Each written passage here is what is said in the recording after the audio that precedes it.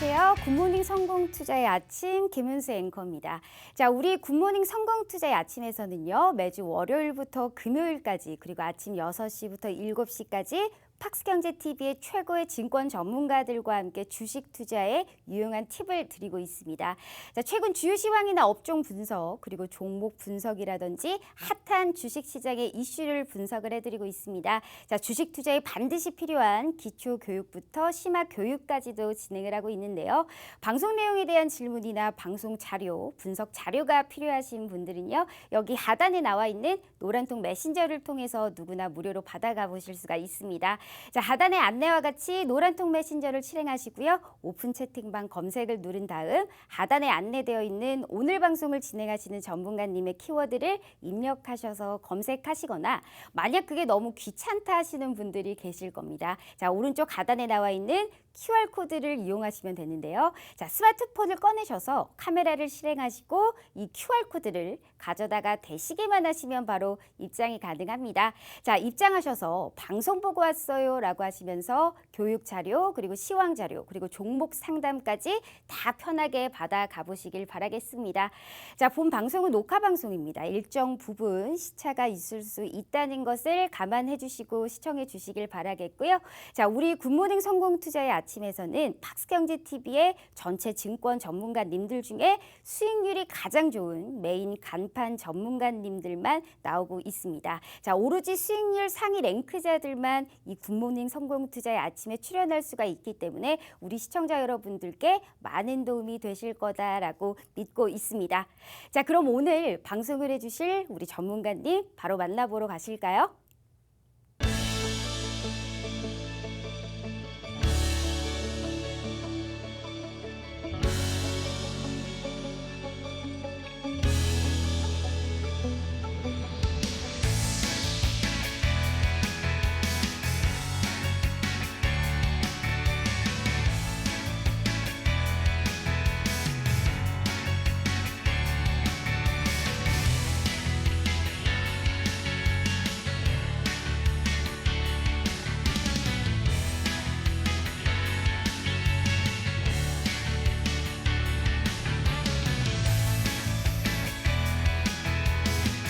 안녕하세요, 박건영 대표입니다.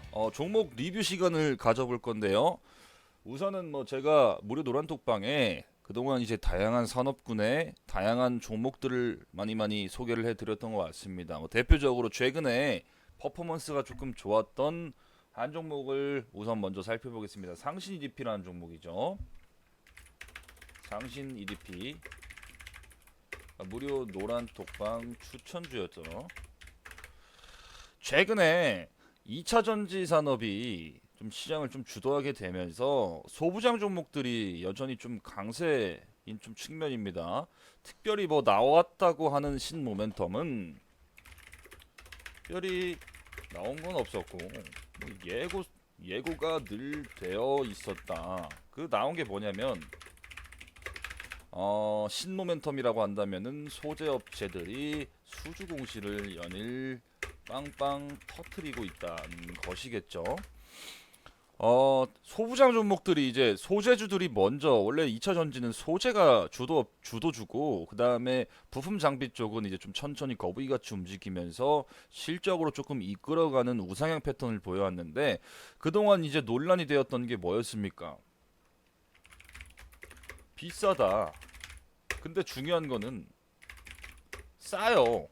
올라갈수록 싸집니다. 이게 왜 그런 거냐면은 주가라는 거는 이익의 함수다 항상 이렇게 말씀을 드렸고 그 예를 들어 가지고 우리가 미래 실적을 반영한다고 했을 때 미래 실적을 어디까지 땡겨오느냐도 문제겠지만 실적이 정체되거나 그 구간 안에서 멈춰 있으면 안 되는 겁니다. 정체 구간이 있으면 안 됨. 그래서 성장주들이 시국가를 여는 논리가 그러한 것이라고 볼 수 있습니다. 자, 최근에 제가 이제 2차 전지는 계속해서 이제 그 올해 4월 달부터 말씀드리면서 이거는 전혀 비싼 게 아니다. 언제 가냐의 차이지 속도나 방향성에 있어서는 전혀 문제가 될 게 없다. 속도에 대해서는 조금 다를 수가 있다 이렇게 말씀을 드렸죠. 이게 보면은 비싸다는 당위성을 시장에서 계속 증명을 해야 되는데 최근에 이제 LNF나 이제 에코프로 BM이 수주 소식이 나오게 되면서 그 당위성을 증명했다고 볼 수가 있거든요. 그래가지고 대표적으로 소개해드렸던 상신 EDP 같은 경우에도 최근에 2분기 실적이 상신 EDP 다시 2분기 실적 저조한 편인데 아니다. 왜냐면은 당초 예상했던 것이 50억에서 60억 사이였어요. EQ 실적이.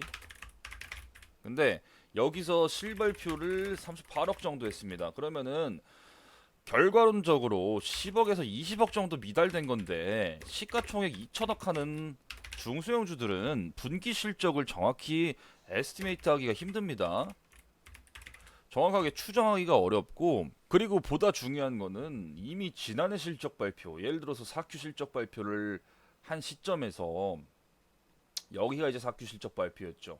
계속해서 박스 장세를 만들면서 지난해 실적이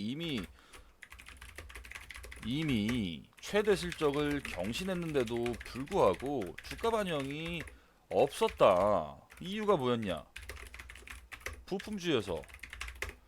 이렇게밖에 설명이 안 되는 겁니다. 그러니까 이 동기간 동안 여기 아마 연초에 2차 전지가 땡겼다가 다시 밀렸다가 이 구간에는 소재주들도 같이 밀렸어요. 그리고 여기서 이제 한 6월 말쯤 돼가지고 같이 땡길 때 소재주랑 또 같이 땡겼죠.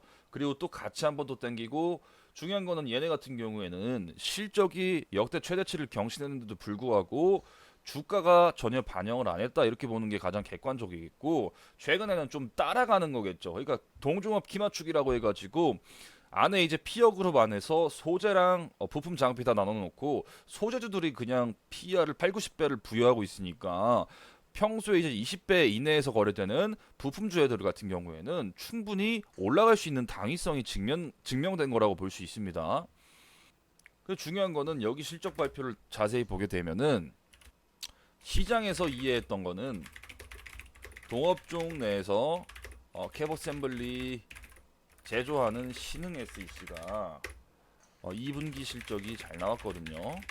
예상치 50%가량 상회했고,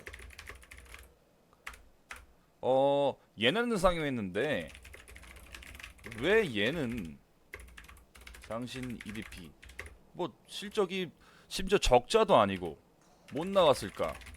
심지어 적자도 아니고 뭐 애매하게 나온 것 같다. 그래서 여기서 이때 이제 실적 발표하고서 마감일 임박해가지고 발표를 했던 걸로 기억해요. 요 구간에서 이렇게 개파락으로 밀어버렸을 때 제가 이제 드는 생각이 말도 안 되는 거라고. 이거는 어차피 다시 분명히 올라갈 거라고 이렇게 말씀을 드렸습니다. 그래서 여기 개파락으로 이렇게 밀어버렸던 구간을 그냥 한 번에 양봉으로 들어버렸죠. 얘네 같은 경우는 실적이 여전히 좋고 밸류에이션이 원체 좋은 종목이었고 전기차 시장 성장과 함께하는 종목입니다.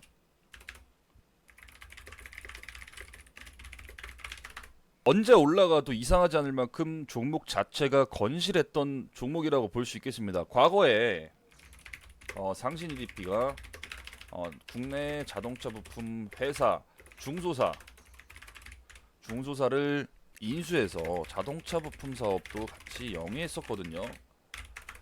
근데 이제 고객사나 해외 판로를 찾지 못해가지고 부품 사업 쪽에서 적전을, 이게 이제 천안 아산 쪽에서 뭐 신공장까지 만들면서 사업을 영위했었는데 적전을 오랫동안 한 4, 5년 동안 지속하면서 이쪽 부품 사업 쪽에서 아예 철수를 한 바 있다. 그 이유 같은 경우에는 보게 되면은 판로 개척, 해외, 그리고 고객사가 단방향적이었다는 거, 그리고 전방 업황, 자동차 업황이 지금이야 이제 뭐 친환경 트렌드로 엮어 올라가지만 과거에 이제 그 자동차 업황 같은 경우에는 내수에만 국한된 업황이었고 지금처럼 이제 강한 이제 모멘텀을 부여할 만한 그런 것이 없었죠. 조금 정체적이었다. 그래가지고 자동차 업황 또한 좋지 못했다. 이렇게 보시면 될 것 같습니다. 결국에는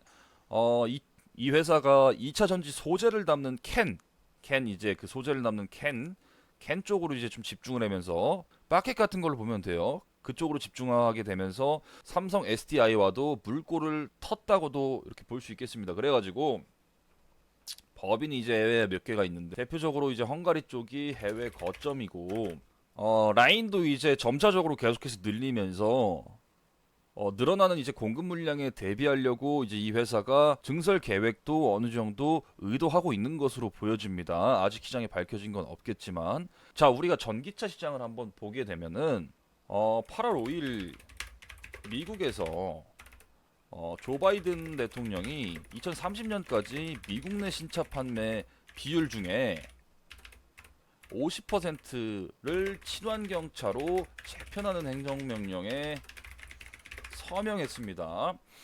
그리고 이제 미국 환경보호국, 미 환경국 EPA에서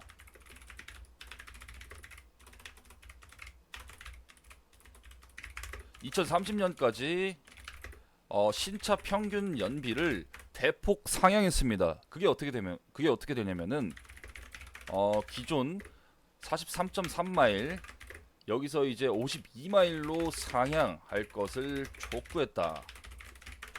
자, 이제 미국은 단위가 다른데 마일에 대해서 한번 살펴보면은 1갤런당 3.78리터 리터가 환산이 됩니다. 그러면은 43.3마일 기존 분량이었으면은 52마일로 상향한 거겠죠. 미국 중형차 기준으로 연료 탱크가 16갤런입니다.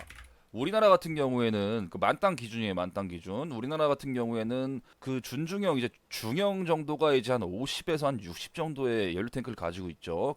평균적으로. 그래가지고 이거를 보게 되면은 국내 연비 리터당 킬로미터로 환산한 수치로 보면 신차의 평균 연비가 22.1km 리터당 이렇게가 나옵니다. 그러니까 기존의 43.3마일에서 상향한 수치가 52마일인데 52마일을 단위로 환산해 보았더니 1갤런당 이 정도 수치가 나오고 국내 단위 리터당 킬로미터로 환산한 수치를 보니까 평균 연비가 22.1 리터당 킬로미터다 이렇게 나오게 되는 겁니다. 그러니까 전기차 판매 없이는 절대로 불가능한 수치입니다. 자, 미국이 올해 1분기 기준으로 전기차 비중이 3.3%에 불과합니다. 그리고 지난해 전세계 전기차 판매량이 300만 대였어요. 대략. 자, 미국 기준으로 전기차 침투율이 3.3%에 불과한데 지금 이게 2030년까지 신차 판매 비율 중에 50%를 친환경차로 재편하는 행정명령에 서명하고 기존 연비 기준도 2030년까지 신차 평균 연비를 갤런당 52마일 이걸 단위로 제가 환산을 했죠. 마일을 이제 단위로 환산하니까 22.1 리터당 킬로미터가 나온다. 그래가지고 절대로 친환경차 판매 없이는 도생이 힘들다. 그래가지고 완성차 업체들이 지금 계속해서 내재화를 시도하는 거고 소재 같은 경우에도 이제 대량으로 공급 계약을 체결하는 거고 계속해서 투자를 늘리고 있다 이렇게 보시면 될 것 같습니다. 그래가지고 앞으로 이제 2차 전지 시장 같은 경우에는 이제 성장 초반기에 있다고 볼 수도 있고 뭐 종목들 같은 경우에는 최근에 이제 좀 가파르게 오른 것에 있어서는 충분히 뭐 이제 조정권도 유효한 측면이 분명히 있고요. 왜냐면은 또 예를 들어 가지고 산업의 악재가 나올 수도 있습니다. 이게 뭐냐면은 과거 2017년도 18년도 2차 전지가 시장에서 부각을 받을 때 멀티플을 받으면서 갔거든요. 근데 이 멀티플이라는 건 시장에서 주기 나름이기 때문에 언제든 살아 없어질 수 있다는 겁니다. 살아 없어진다는 게 뭐겠습니까? 저는 요인들이 뭐겠습니까? 실적이겠죠. 그러니까 그동안 2차 전지의 주가를 추산할 때 여러 가지 방법이 있겠지만 실적을 추산할 때 뭐 이러이러 해가지고 어느 정도 공급 계약이 규모가 예상이 된다. 근데 거기서 이제 밸류에이션을 추정할 때 실적이 올라가니까 주가도 같이 올라가겠거니 했는데 실적이 예를 들어서 이제 과거 2017년도 18년도를 놓고 보게 되면은 실적이 안 나왔어요. 안 나왔어. 그러니까 그때 당시에는 이제 수소차 같은 경우에도 2019년도에 이제 수소경제 활성화 로드맵이 발표되기 전까지 수소차 같은 경우에도 테마로 움직였고 2차 전지 같은 경우에도 약간 2차 전지 같은 경우에도 테마성으로 퍼포먼 바 있습니다. 그때 이제 가장 큰 문제는 숫자가 불명확했다.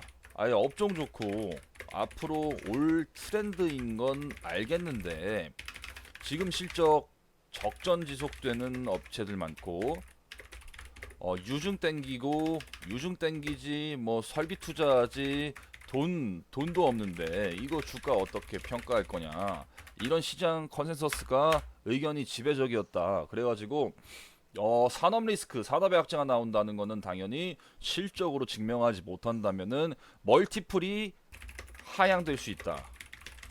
이거는 개별적으로 복귀를 분명히 해야 한다. 그래가지고 멀티플이 하향될 수 있다. 하향될 수 있는 논거가 뭐냐면은 예를 들어서 업종 내 대표주가 실적이 쇼크가 나온다거나 아니면은 뭐 2차 전지 기후가 있죠. 자, 이게 기후가 뭐겠습니까? 첫 번째 전기차 불나는 거, 전기차 불, 화재, 리콜. 두 번째 위에 설명드렸던 실적에 대한 당위성 증명. 왜냐면은 지금은 당위성으로 충분히 증명을 했다고도 볼 수 있고 앞으로 실적이 예를 들어서 꺾이는데 한두 번 꺾이는 거면 몰라도 세네 번 꺾이면은 거기서부터는 산업 멀티플이 하향될 수 있다는 겁니다. 기후 제가 이렇게 표현을 했는데 첫 번째 전기차 불화재 리콜. 아니 화재 난다고 전기차 안 만듭니까? 화재 난다고 전기차 안 만듭니까? 이거 2017년도 또 화재만 난다 하면은 ES 관련주 폭락했습니다. 지금 어떻게 됐어요? 장사일에 신고가를 거진다 열었죠. 그리고 2번 화재 불화재 리콜이 뭐 결국엔 한 사이클인데 리콜이 들어오면은 셀업체들이 타격이 있어요. 근데 지금 합작사 형태로 계속 기술 개발을 진보하고 있는 과정이기 때문에 리콜에 대한 걱정을 지금 할 단계는 아닙니다. 리콜로 인해서 비용에 대한 충당금이 생기면서 하향 우려가 있을 수는 있지만 이것은 그렇게 큰 기후는 아니다. 이렇게 좀 설명을 드리도록 하겠습니다. 안녕하세요, 박건영 대표입니다. 최근에는 시장이 좀 약간 양떼무리를 하는 시장이 아닌가. 본래 좋았던 종목이 실적이 안 나오면은 쭉 밀리고 아니면은 본래 좋지 않았던 종목이 실적이 조금이라도 상회하면 올라가 버리니까 우리가 이제 그러한 부분은 다 예측할 수가 없기 때문에 그런 것에 있어서 너무 투심에 일희일비하지 않으셨으면 좋겠습니다. 다들 이제 보유 종목의 실적 체크는 당연히 이제 증권 거래를 하면서 우리가 계속 추적해야 하는 아주 당연한 수순이겠다 이렇게 말씀을 드리겠습니다. 그리고 주식시장 개장일이 5거래일이죠. 일주일에 뭐 특별한 공휴일이 없다면 5거래일인데 단순 합산 수치만 계산해 보면은 5거래일이 일주일이고 한 달이 4주니까 총 1개월은 20거래일이 됩니다. 한 달이 20거래일이 되는 거예요. 그러면은 1년이면 단순 합산으로 12달이 되는데 그러면은 거래일은 며칠이겠습니까? 당연히 240일이겠죠. 물론 공휴일이나 폐장일 등등 여러 변수를 빼면은 더 적어지겠지만 여기 240일에서 대부분의 이제 좀 개인 투자자분들이 시장에 진입한 지가 오래되지 않았기 때문에 최근에 제가 느끼는 게 굉장히 좀 많은데 다들 대부분 이제 본인의 원칙과 무기를 잘 활용할 줄을 모르는 듯 싶습니다. 뭐 그냥 이거 좋다고 하면 사고 저거 좋다고 하면 사고 또 저거 좋다고 하면 또 사고. 여러분들 자금은 무한한 게 아니에요. 유한합니다. 여러분들이 뭐 기관 투자자처럼 계속 분할 매수를 무슨 한 20회차까지 할 수 있는 사람들도 아니고 여러분들은 개인입니다. 개인. 그렇기 때문에 1년 동안 누적되면서 아마 계좌가 크게 다치신 분도 있으실 것이고, 혹은 단순히 호흡만 하면서 생존만 하시는 분들도 분명히 있을 것이고, 혹은 아직도 이 악순환을 반복 중이신 분들도 있을 것이고, 그리고 시장에서 이제 나가신 분들, 퇴출당하신 분들도 분명히 있을 겁니다. 그래서 뭐 여러분들한테 드리고 싶은 말씀은, 앞으로도 생존을 진행할 것이면 반드시 지금 정신을 차려야 된다, 이런 말씀을 드리겠습니다. 최근에 이제 시장 얘기를 좀 잠깐 좀 껴넣자면은, 코스피 밸류에이션이 제법 좋아지고 있죠. 지난 금요일 시장을 보게 되면은 여기 금요일 종가가 코스피가 이제 종가 강마감을 했는데, 이때 이제 전체 섹터에서 고루고루 반등이 이루어졌습니다.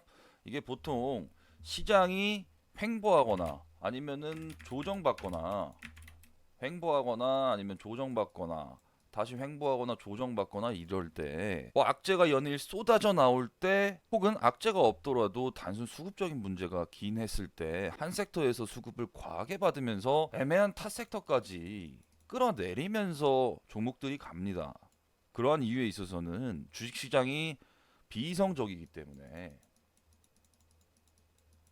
그렇다고 할 수가 있습니다. 대부분이 뭐 투매가 나오면 멘탈이 나가서 지쳐서 멀쩡한 종목 팔고 올라가는 종목 매수를 자행하게 됩니다. 그게 여러분들 머릿속에서는, 자, 난 절대 저렇게 안 할 거야, 투매 안 할 거야, 이게 프로그래밍 설계가 되어 있어도 한 20거래일 연속으로 저런 시장이 전개되면 못 버티거든요. 20거래일이면 아까 한 달이라 그랬죠. 그러니까 예를 들어서 처음 4, 5거래일, 뭐 10에서 15거래일 정도는 적당히 버텨요. 대부분이. 왜냐면은 그동안 빠진 거 좀 올라오는 것도 좀 보고, 아니면은 공부 많이 하시는 분들은 뭐 굳이 뭐 흔들리진 않겠지만 적당히 이때까지는 다 버텨요.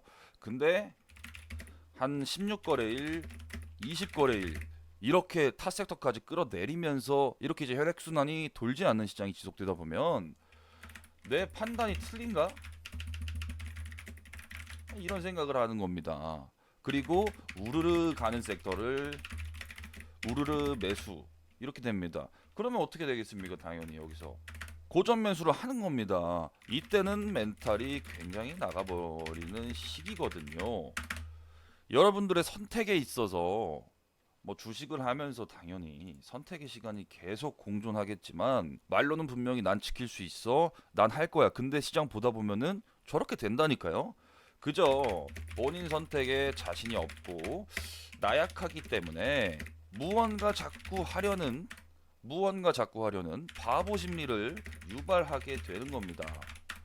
원래 주식 시장은 비이성적이에요. 그리고 돌아가면서 순환을 해요. 여러분들이 생각하는 모든 업종이, 그러나 모든 업종이 건강하게 다 돌 수는 없어요.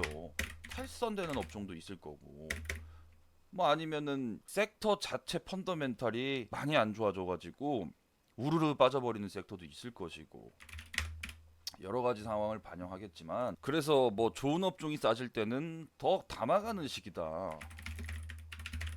싸질 때는 더 담아가는 시기이다. 이렇게 생각하시면 됩니다. 하락 추세에서는 절대 매수손이 안 나가는 게 개인 투자자들 심리입니다. 심리. 그래서 본인의 심리를 제어하지 못한다면 방법은 하나입니다.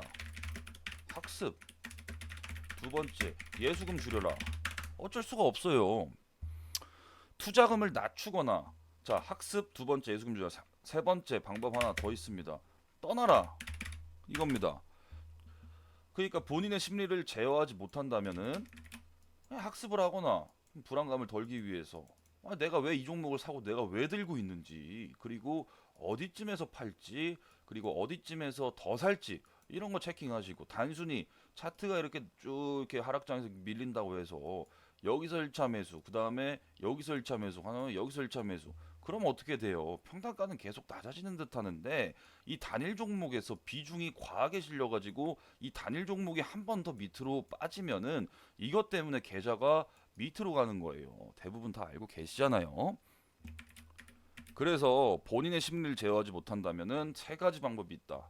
학습, 두 번째, 예수금 줄여라. 세 번째, 주식시장을 떠나라. 이게 좀 냉정하게 좋다는 의견이에요. 그냥 떠나는 게 사실 저는 3번을 좀 선호합니다. 왜냐면은 다들 1년 되셨는데 많이들 안 바뀌시는 것 같아요. 그래가지고 아마 여기 코스피가 이렇게 흘러내렸을 때 요 구간에서 여기 이 구간 있죠. 요 구간에서 반대 매매가 거의 역대급으로 터져 나왔거든요. 대부분이 여기서 멀쩡한 종목 팔고 이상한 종목 사고 하는 겁니다. 이렇게 그러니까 종합주가 지수가 이렇게 빠지면 당연히 모든 섹터에서 다 매물이 나오고 하락 추세가 나오는데 여기서 기이하게도 뭐 테마주가 돈다며 이렇게 올라가는 종목이 있잖아요. 그런 종목 타요. 여기서 팔고 그러면은 여러분들은 이 고점 매수잖아요. 그리고 이거 저점 매도잖아요. 거꾸로 하고 있는 겁니다. 이게 몇 번 반복되다 보면 예를 들어서 내가 여기서 팔고 여기서 샀는데 여기서 좀 더 갔어요. 이거 좋아하지 말라는 겁니다. 이거 엄청 치명적인 독이에요. 이거 몇 회 반복하다 보면 중독 현상이 생기고 그리고 대부분 실패로 귀결되면서 자산이 줄어들고 같은 주식을 재매입하더라도 주수가 줄어들어서 개인 투자자들은 그렇게 피가 말라가는 거예요.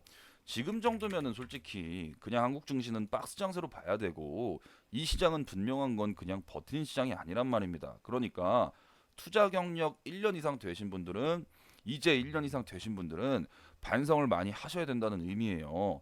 단순히 뭐 수익률, 내가 찍은 종목에 대한 결과 뭐 그런 것이 아니고 도대체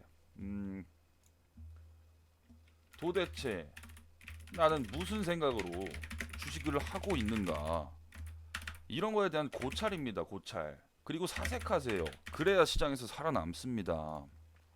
뭐 일단 좀 잔소리를 하다 보면은 듣는 사람도 짜증나고 하는 사람도 좀 짜증나는데 이제는 연말이니까 하는 겁니다. 연말이니까 연말 기념으로 제 무료 노란 톡방에 계신 분들은 충분히 제 그 본심을 아실 거예요. 그래서 얘기하다 보면 또 이런 얘기를 또 두세 시간 할 것 같아서 대충 결론적으로 정리해드리자면은 여기 성찰을 좀 많이 하셔라. 결과가 안 좋아도 돼요. 됩니다. 근데 성찰이 있는 사람은 결과에 크게 집착하지 않아요. 그리고 결과가 안 좋다 하더라도 복기를 하며 발전을 하게 됩니다. 그리고 결과가 반대로 좋아도 복기를 하며 겸손해져요. 이게 선순환이겠죠. 우리가 이제 동전 던져가지고 막 안면 뒷면 이런 찍는 시장이 아니란 말입니다. 그래서 한 번씩들 본인 투자 습관을 되짚어 보시기 바라겠으며 시장 얘기를 조금 해볼게요. 최근에 이제 코스닥을 보면은 종합주가지수 시가총액을 구성하는 분포도가 아주 많이 바뀌었습니다. 과거 2017, 2018년도에는 코스닥 바이오 장세, 거품 장세 이게 있었는데 당시에는 항암제에 대한 연구나 임상, 파이프라인, 신약 등 엄청난 트렌드가 있었기에 엄청난 투기 광풍이 불었어요. 그리고 이제 종합주가지수를 보게 되면은 그 구간이 여기잖아요. 이렇게 올라올 때 종합지수를 구성하는 인덱스 중 이때 제약 비중이 제일 많았습니다. 근데 지금 제약 업종 어떻게 돼요? 제약 인덱스가 지금 연중 최저치예요. 최저치. 조금 반등을 했다 하더라도 제일 밑으로 하단으로 고꾸러졌습니다. 그렇죠? 이게 제약 인덱스인데 이걸 구성하는 종목들도 이제 다 상이하기 때문에 온전히 이게 또 섹터 자체 이제 방향을 좀 가리키기는 힘들겠는데 왜냐면은 빠진 중소형주 제약 바이오 종목도 많기 때문에 근데 대형주가 지금 이렇게 움직이고 있단 말입니다. 그래가지고 코스닥을 다시 보게 되면은 여기가 이제 뭐예요? 이 구간이 이제 미중 무역 전쟁 구간이죠. 이 구간. 그리고 코로나 발발, 폭락, 그 다음에 유동성 장세. 대충 정리만 해볼게요. 하루하루 이거 아주 대충 그냥 정리하는 겁니다. 저 일봉을 하루하루 다 훑어보고 이 골짜기를 되짚어보면은 그날 무슨 이슈가 있었나 다 정리가 가능합니다만 간단히 봅시다. 그리고 여기서 뭐 이렇게 더 올라오고 쭉 올라왔는데 이 구간에서 그러니까 여기 전고점을 넘어간 이 구간에서 유동성으로 단순 유동성 프리미엄으로 올라간 기업들이 많다는 겁니다. 그 말은 뭐냐면은 버블 업종이 많다는 거예요. 버블 업종이 많으면은 버블이 언젠가는 터질 건데 그 버블을 누가 하느냐에 대한 심오한 고민이 필요하겠죠, 당연히. 그래서 지수가 이렇게 단기 변곡점에서 계속 출렁을 하는데 시장에 악재가 나오고 센티멘탈도 안 좋아지고 악재가 생길 때 멀쩡한 종목도 다 빠진다는 겁니다. 그냥 빠져요. 매도세로 인해서. 거래량도 특별히 없고 그날 부르는 호가에 의해서 어제는 뭐 3만 원 불렀는데 오늘은 시장이 주춤해서 28,500원 부르네. 내일은 뭐 27,900원 부르네. 내일은 또 25,000원 부르네. 이런 식으로 빠지는 겁니다. 결국에는 종합주가 지수는 원래 잔충격을 계속 받으면서 일봉을 찍어 나가요. 위로든 아래든. 그건 우리가 예측할 수 있는 범위가 아니지만 정확히 예측할 수 있는 범위가 아니에요. 물론 전망만 하는 거죠. 근데 올 1월 달에 들어오신 분들이 대부분 여기 이제 자, 이 코스피 지수를 또 봐야겠죠. 이때 당시에 삼성전자 막 목표 주가 상향 보고서 나오고 타겟 프라이스 12만 원 뭐 이런 거 보면서 삼성전자는 안 망할 거야, 안 망할 거야. 여기서 다 매수가 나가는 거죠. 비중을 늘리거나 아니면은 다른 대형주 이 구간에서 얼마나 파티가 있었습니까? 뭐 자동차 업종, 현대기아차 무슨 애플가루 껴가지고 다 날라가고 뭐 이 종목 저 종목 대형주 장세였어요. 대형주 장세 이때는 엄연히 유동성으로 끌어올린 힘이겠죠. 근데 논거는 없었다. 그냥 수급이다, 수급 이거는. 근데 개인 투자자들이 이 수급에 대한 이해를 못하는 거예요. 이런 거는 예측할 수가 없거든요. 그러니까 알 수 있다고 생각하고 계속 예측하려는 겁니다. 그게 굉장히 좀 자만과 오만인 거죠. 그리고 삼성전자 목표 주가 12만 원 나올 때 당시엔 또 삼성전자가 실적이 잘 나온 것도 아니었어요. 하회했어요, 하회. 근데 여기서 보고서 상향 리포트가 나오니까 우르르 이때 레버리지 많이 쓰고 다 될 거야 하면서 환호성을 질렀는데 지수가 또 옆으로 쭉 기어버리니까 대부분 지치셨고 거의 1월 달부터 뭐 지금까지 1년 동안 종합주가 지수는 되려 돌아갔잖아요. 이 구간으로. 그래서 코스닥으로 가야겠다 이제. 코스닥 중소형주가 변동성이 크니까 나는 중소형주 할 거야 이렇게 왔는데 변동성 못 견디고 반도체 소부장 좋다는데 죄다 빠져버리고 이러이러해서 이러이러하게 된 상황이 된 거죠. 그리고 코스닥 오신 분들이 보통 이상한 종목을 매매를 많이 해요. 뭐 테마주, 뭐 타익 잡주, 불순 종목, 악성, 상패 예정 이거 한 번씩 다 당하실 거예요 분명히. 그래서 최근에 이제 테이퍼링에 대한 우려도 종식되지 않았습니까? 이 구간에서 계속 뭐 나왔던 게 뭐 테이퍼링 물가지수 오르네 연준 언제 긴축하나 뭐 이런 거 다 그냥 나왔는데 결국 테이퍼링 실시한다고 발표하고서 지수 빠졌습니까? 안 빠졌어요. 그러니까 충분히 연준이 시장과 소통을 많이 한 점에 있어서 과거 2013년도에 버냉키 쇼크와는 많이 다르다. 이렇게 생각하시면 되고 그날 이제 테이퍼링에 대한 뭐 우려나 뭐 인플레이션, 스태그플레이션 뭐 여러 가지를 뭐 종합주가 있으니 일봉으로 그날 다 반영을 했고 결론적으로 투심에 대한 것을 우리는 이렇게 종합주가 지수 인덱스 차트로 볼 수가 있습니다. 이런 거 보고서 이제 뭐 지선 긋지 말라는 거예요. 저는 다 돌려보라는 겁니다. 시계열을.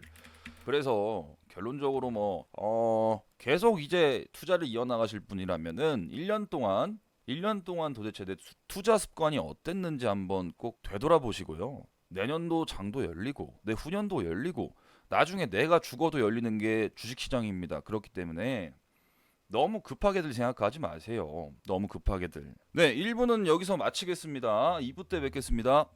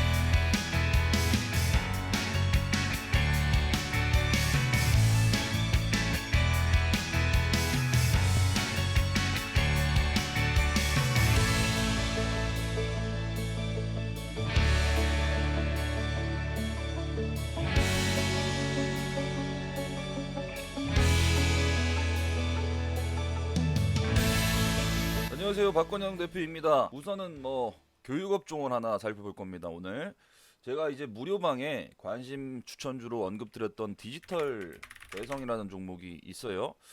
우선은 이 종목을 살펴보기 전에 도표를 하나 보여드릴 겁니다. 도표를. 자, 여기 상기 도표를 보시게 되면은 이게 여신금융협회에서 발간한 자료인데 교육 서비스 업종의 월별 이제 카드 승인 내역이에요.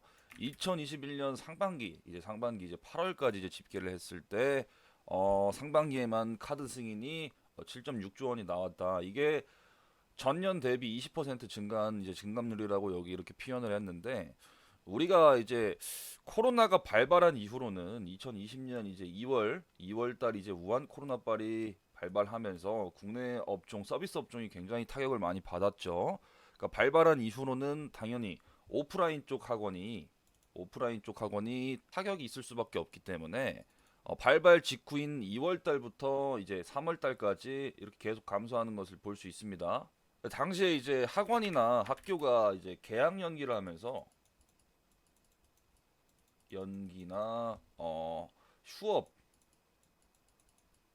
휴업을 진행한 바 있습니다. 그래가지고 여기 동구간 때 보면은 이렇게 감소를 했죠. 발발 직후인 이제 2020년도 2월 달부터 한 4월 달까지. 그리고 이제 2021년에는 이제 평균치 이상, 2020년도 이전에 19년도 데이터를 봤을 때 중간값이 한 이 정도라고 한번 그어본다면은 평균치 이상으로 이렇게 한 번에 올라왔죠. 이게 왜 그런 거냐면은 여전히 우리나라의 높은 사교육열을 반영한다고 볼 수도 있고, 코로나를 경험하면서 이제 메모장에 한번 써보도록 할게요. 코로나를 경험하면서 오프라인보다는 온라인 선호 비중이 더 상승했다는 것을 의미하기도 합니다. 예전에는 우리가 PMP나 아니면은 PC 아니면은 노트북 이런 거를 통해서 이제 인터넷 강의를 들어야 한다는 좀 제약 조건이 있었다면은 현재는 이제 그러한 것들에 대한 제약 조건이 없죠. 제약 조건이 없다. 스마트폰이나 전용 태블릿을 인당 한 개씩은 무조건 가지고 있으니까. 그리고 이제 유아, 이제 중고등학생들 말고 유아나 초등생들 같은 경우에는 AR이나 이제 VR 기술을 접한 여러 영상 콘텐츠들이 최근에 이제 많이 기획되고 있기 때문에 IT 기기 사용도가 보급화되면서 온라인 시대가 같이 개막이 되고 있다. 이렇게 이해하시면 될 것 같습니다. 일례로 네이버나 우리가 일반 사이트에 이제 접속할 때 보면은 애드팝이라고 있습니다. 애드팝. 거기서 이제 광고창이 가끔 뜨죠. 여기서 뭐라고 하냐면은 10시, 오후 10시까지만 삼성 갤럭시 탭 공짜 이런 문구들이 대부분 이제 교육업체들에서 홍보를 하려고 이렇게 조금 광고를 많이 띄운다, 이렇게 보시면 될 것 같습니다. 이게 프리패스 상품이라고 있는데, 이게 프리패스 상품을 끊으면은 태블릿이나 아이폰이나 아니면 삼성 갤럭시를 공짜로 주면서 IT 기기를 준다, 이렇게 좀 광고로 이해를 하시면 될 것 같습니다. 그래서 이제 과거에는 일부 사이즈가 있는 교육주들이 시장에서 자리를 잡아가면서 미리 온라인을 점유화했고, 최근에는 그 온라인 비중의 중요해지면서 매출원의 변화가 많이 생기는 시점이다, 이렇게 이해하시면 될 것 같습니다. 그래서 대표적으로 이제 초등생이나 예비 초등생을 대상으로 교육 사업을 하는 코스닥 상장사가 있어요. 아이스크림 에듀라고 있습니다. 얘네는 이제 아이스크림 에듀는 이러닝 비율이, 즉 온라인 비율이 100%, 그러니까 온라인화가 된 회사이고 매출액은 크게 괄목할 만한 점은 없는데 전사업 부문이 온라인화가 되어 있다는 점에서 괄목할 만한 포인트이다 이렇게 보시면 될 것 같습니다. 그래가지고 오프라인에만 집중된 학원들은 아직까지도 많이 힘든 상황일 겁니다. 코로나19 이전 매출 회복을 하는 게 가장 중요하고, 또 이제 중소 학원 같은 경우에는 또 온라인화를 또 100% 시키기에는 비용 부담이 많이 되니까. 근데 이제 탑티어 업체들, 국내에서 뭐 유명한 뭐 메가스터디 교육나 제가 이제 무료방에 관심 추천주로 언급드렸던 디지털 대성 같은 온라인에, 얘네가 이제 온라인 비중이 한 50%에서 한 60% 돼요. 60% 온라인화. 얘네들은 물론 오프라인 비중도 있지만 최근에는 프리패스라는 상품을 통해서 이게 뭐냐면은 면결제나 일부 반기 결제를 하면 사이트의 컨텐츠를 전부 열람할 수 있구나, 아니면 내가 원하는 단과 상품을 모든 사이트 내에서 모두 들을 수 있거나 특정 시리즈별로 열람할 수 있게 이렇게 론칭한 상품이다. 그래서 최근에는 이제 온라인화가 많이 돼가면서 이 판에 변화가 하나 생겼어요. 그게 뭐냐면은 탑티어 업체들이 인간 가격을 이나 프리패스 상품 가격을 올리고 있다. 그래서 이제 이쪽 부문에서 이렇게 가격 상승이 이루어지면 당연히 교육업체들의 매출액과 영업이익에 반영이 되는 구조겠죠. 그리고 이제 대학 입시뿐만 아니라 취업 시장에서도 비단 입시뿐만 아니라 취업 시장에서도 혹은 여러 자격증 컨텐츠에서도 교육 수요가 현재 건재하게 나타나고 있다. 성인 교육 시장 또한 계속 퍼져나가고 있다는 점도 분명히 알아두셔야 할 것 같습니다. 대학생들이 보통 이제 취업 전선에 나갈 때 해당 기업에서 원하는 뭐 영어나 뭐 인적성, 아니면은 뭐 자기소개서, 아니면은 자격증, 뭐 한국사라든지, 아니면은 뭐 제2외국어라든지, 아니면은 뭐 일반 상식 뭐 여러 가지가 있겠죠. 이런 부분에서도 소위 말하는 스펙 쌓기에 걸리는 시간이 최소 1년에서 2년 정도는 좋게 소요가 된다. 그래서 그 과정에서도 취업을 위한 사교육 시장 또한 계속 커져나가고 있다. 이게 이제 서두에서 말씀드렸던 것처럼 코로나19로 인해 교육업체들이 온라인화하면서 그것에 대한 장점들을 매우 특화하고 있고, 그리고 아까 제가 보여드렸던 이제 요 자료에서도 나타나다시피 지금 교육업종, 교육 서비스 업종의 월별 카드 승인 금액이 평년을 이제 넘어서 가지고 계속해서 조금 상향 중이다, 이렇게 좀 보시면 될 것 같습니다. 자, 그래가지고 디지털 대성의 이러닝 사이트를 한번 볼게요. 디지털 대성, 얘네가 이러닝 사이트가 대성 마이맥입니다. 사이트 이름 마이맥 치면은 이렇게 나와요. 여기 들어가 보면은 가격이 현재 얼마일까 한번 보겠습니다. 대성 마이맥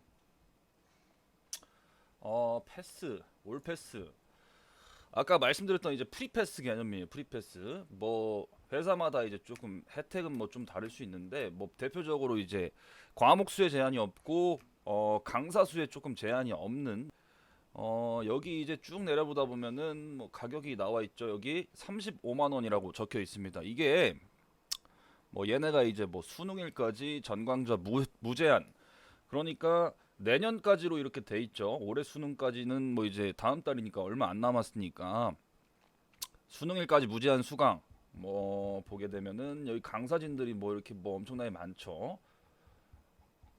쭉 내리다 보면은 올패스 가격 나와 있고, 여기서 이제 사담이지만 여기 여기 대머리이신 분 있죠. 여기 대머리이신 분, 이분이 이제 수학 선생님이신데, 저도 학창 시절 때 이분한테 이제 수학 강좌를 배웠습니다. 이분 굉장히 좀 유명하신 분이에요.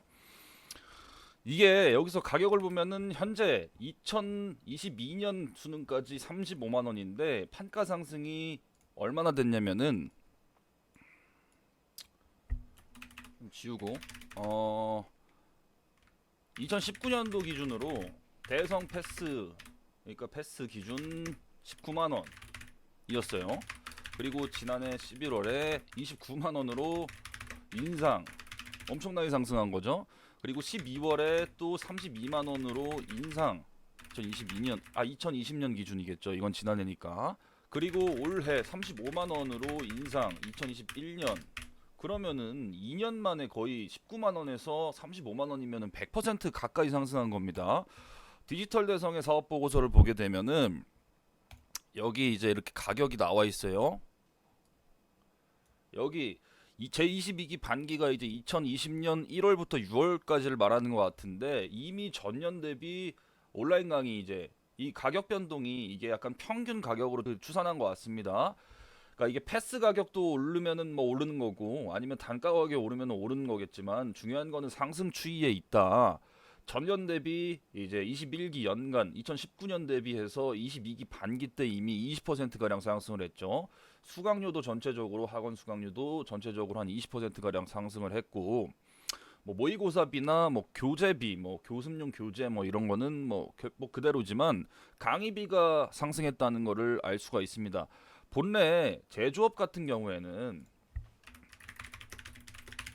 과점 사업자가 아닌 이상 가격 협상력이 크게 없어요. 그리고 말 그대로 자원의 쇼티지가 나타나야 판가 협상력이 생기는데 또 대표적으로 뭐 2차 전지, 뭐 배터리나 뭐 소재 애들이 쇼티지가 나타나고 있죠. 그래서 증설을 하는 거고 증설을 계속 이어나가는데도 얘네 같은 경우에는 이제 쇼티지 속도가 더 빠르기 때문에 멀티플이라는 거를 부여를 받는다 이렇게 보시면 될 것 같습니다. 가격 협상력의 우위에 서 있다. 근데 얘네는 교육 사업자 얘네 같은 경우에는 증설을 하지도 않는데 증설이 필요가 없는데도 협상력을 마음대로 올려버리는 특이한 구조라고 볼 수 있습니다. 당연히 뭐 메이저 교육기관들이 그 수혜를 얻어가고 온라인에 특화된 기업들이 가지는 장점이다 이렇게 보시면 될 것 같습니다. 결론적으로 뭐 단순한 테마가 아니라 숫자 즉 실적이 찍혀 나오는 업종이다. 그리고 판가 상승이 계속 매년 이루어져 왔다. 그리고 서두에 정리해드렸던 이제 교육 서비스 업종부터 시작해가지고 최근 이제 취업 시장까지 폭이 굉장히 넓기 때문에 관련 회사들을 조금 주목해 보면은 좋을 것 같아요.